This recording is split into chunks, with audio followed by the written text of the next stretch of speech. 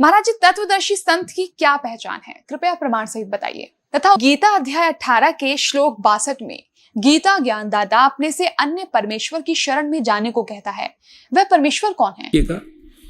गीता अध्याय नंबर 7 के 29 को पढ़ते हैं। ये देखिए, श्रीमद् भगवद गीता अध्याय नंबर 7 का और श्लोक नंबर 29 यहां पर है।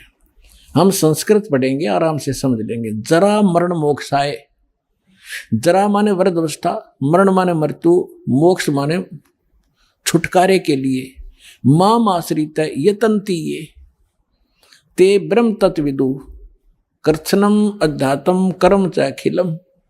इसका अर्थ बनता है कि मेरे इस ज्ञान को आश्रय कर लेगा, जो मैंने ज्ञान दिया है कि अर्जुन तत्वदर्शी संत की खोज कर ले उस परमात्मा को समझने के लिए, जहां जाने के बाद फिर लौटकर कभी जन्म मृत्यु नहीं होगी, इस परम शांति प्राप्त होगी।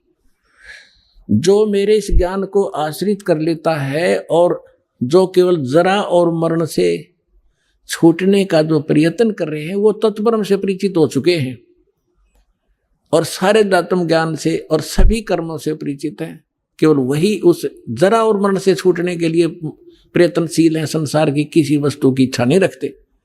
तब 8वें अध्याय के प्रथम मंत्र में अर्जुन ने पूछा, फिर किम तत्परम, वो तत्परम क्या है? 8वें अध्याय के 3रे श्लोक में गीता ज्ञानदाता ने कहा, वो परम अक्षर ब्रह्म है।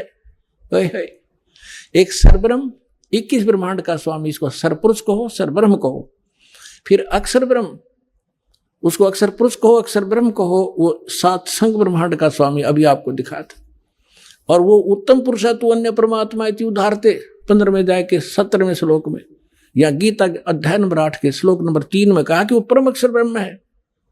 अब गीता ज्ञानदाता कहता है, मेरी साधना करेगा तो मुझे प्राप्त होगा, जन्म मृत्यु तेरी भी रहेगी, मेरी भी रहेगी।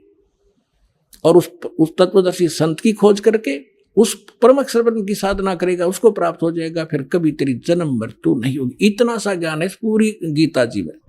अब देखिएगा।